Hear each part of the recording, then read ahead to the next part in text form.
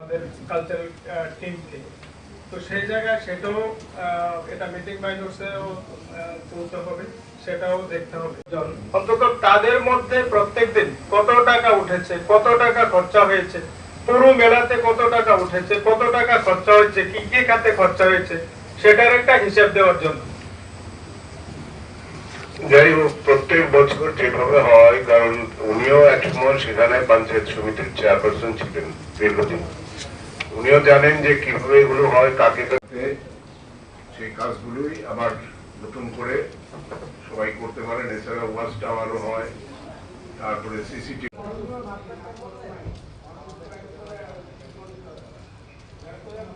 প্রতিনিধি সেখানে সভাধিপতির দায়িত্বে ছিলাম, তো সেই জায়গাতে সেখানে আমাকে নিমন্ত্রণ করা হয়নি সেই অনুষ্ঠানে। তো of rainwater and also pumping out of rainwater, if any, to avoid. এখানে মূলত আমাদের ডিএম স্যার এবং কনভেনার ব্লক ওনারাই একটি ডিস্ট্রিক্ট করে কিছু আলোচনা আমরা করব। প্রথমে হচ্ছে সেই সভাধিপতিকে বাদ দিয়ে সেখানে খাচ্চি মেলা হয়নি। অ্যানাউন্সমেন্ট হয়, ভলান্টিয়াররা থাকে, এরপরে আপনার স্কাউটস এন্ড গাইডস, একটা কাজের দায়িত্ব আমাদের সবার মাথায় এসে পড়ে। তো সব বছরই এটা আরএনবি খয়েরপুর বছরই এটা আমরা বাড়াচ্ছি, নজরদারি, বিশেষ করে কোনো নেশাদ্রব্য যাতে সেখানে না বিক্রি হয়। ভূমিকা এখানে দমকল একটা থাকে, তারপরে অ্যাম্বুলেন্স থাকে, ডাক্তাররা থাকেন। যে খাচ্ছি পুজো এবং মেলা প্রদর্শনী, এটা তিনটে স্তরেই হয়, সবটাকে নিয়ে একটা সামগ্রিক রূপ আমরা ধরানোর চেষ্টা করি।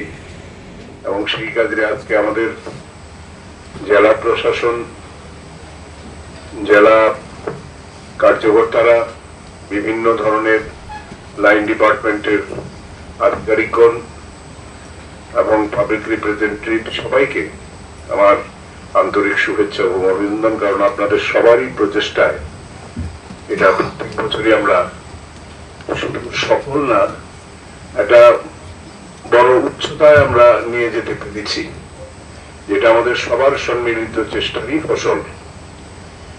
কারণ একটা সময় খাচ্চি পুজো আপনারা জানেন যেটা সীমাবদ্ধ ছিল শুধু রাজ পরিবারের মধ্যে, তার পরবর্তী সময়ে সেটা শুধু জনজাতি অংশের মানুষের মধ্যেই পালিত হতো।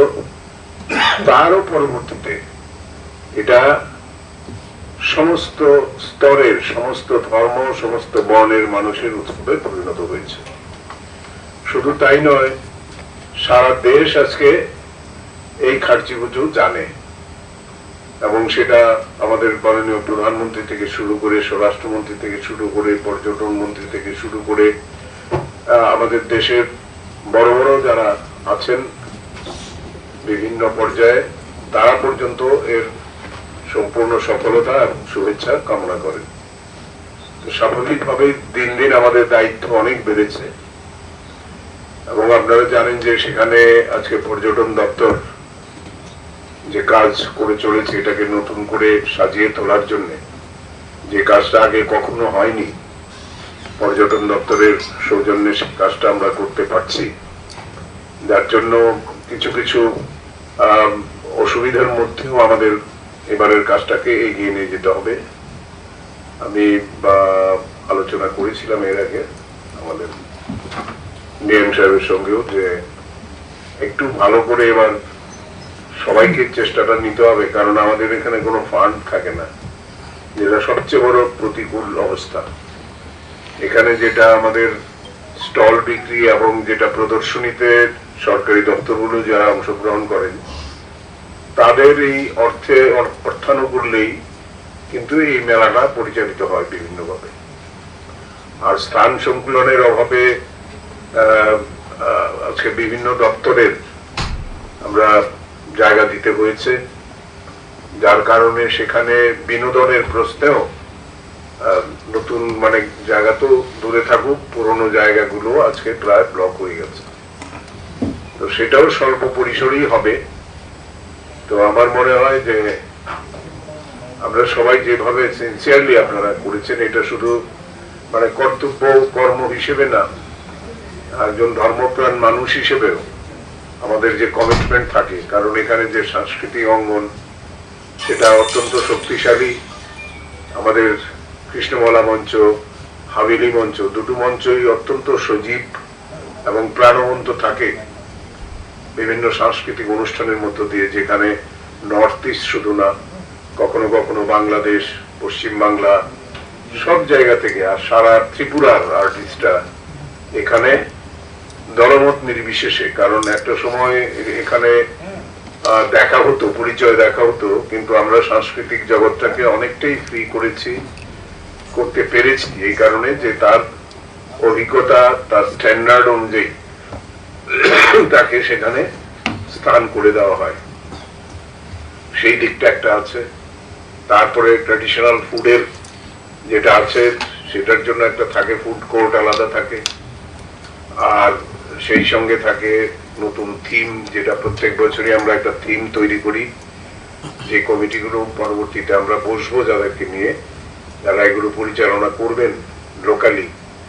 এটা মোটামুটি রাজ্য পর্যায়ের যারা আছেন বা জেলা পর্যায়ে যারা আছেন তাদের দৃষ্টি আকর্ষণ এবং তাদের পার্টিসিপেশন কতদূর কি করেছেন সেটা নিয়ে পর্যালোচনা মিটিংটা হবে।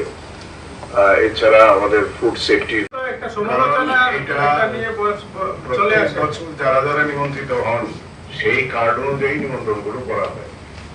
তো সেখানে আমরা দেখবো নেক্সট আলোচনা যখন হবে, যে তখন কোথাও কোনো ঘাটতি আছে কিনা এবং কিভাবে করলে ভালো হবে সেটা অবশ্যই দেখা এটা তো একটা মিটিং মাইনাস করে নিন, কে কে থাকবে সেটা না, কে কে থাকবে এটা কখনোই এখানকার মিটিং এ ঠিক হয় না। এখানে অনলি লাইন ডিপার্টমেন্টের কাজ যেগুলো হবে সেই কাজগুলো নিয়ে আলোচনা হবে।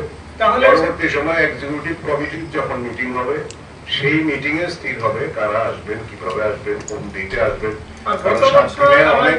আমার জানা মতো গত বছর কিন্তু আর মিটিংও হয়নি, যেটা লোকাল হয়তো বা একটা দিয়ে একটা মিটিং করে বিভিন্ন যেগুলো আছে সেগুলো মিটিং করা হয়, সাব কমিটির মিটিং সবসময় হয়। মিটিংও কিন্তু ভালোভাবে হয়নি। যে গত বছর আমিও কোনো মিটিং এর নিমন্ত্রণ পাইনি, একটা মিটিং এর জায়গায় ছিল, সেটাতে আমি ছিলাম না, শিলংয়ে চলে গিয়েছিলাম। মিটিং এ মানে মাইনিউটস থাকে, কাদের নিমন্ত্রণ করা হয়, কারা পার্টিসিপেট করেন, সেগুলো সবই ডিসাইডেড থাকে।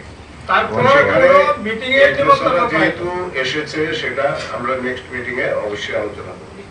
আরেকটা হচ্ছে আমাদের যে কালচারাল কমিটি আছে, আমাদের পশ্চিম ত্রিপুরা জেলার যে কালচারাল কমিটি, তো সেই কালচারাল কমিটির চেয়ারম্যান হিসাবে আমার কালচারাল কমিটির যারা সদস্য আছে তারা সেখানে দাবি রেখেছে যে আমাদের এই খাচ্চি মেলাতে বাল্যবিবাহ, নেশামুক্ত বিভিন্ন ডিপার্টমেন্টে এবং আমাদের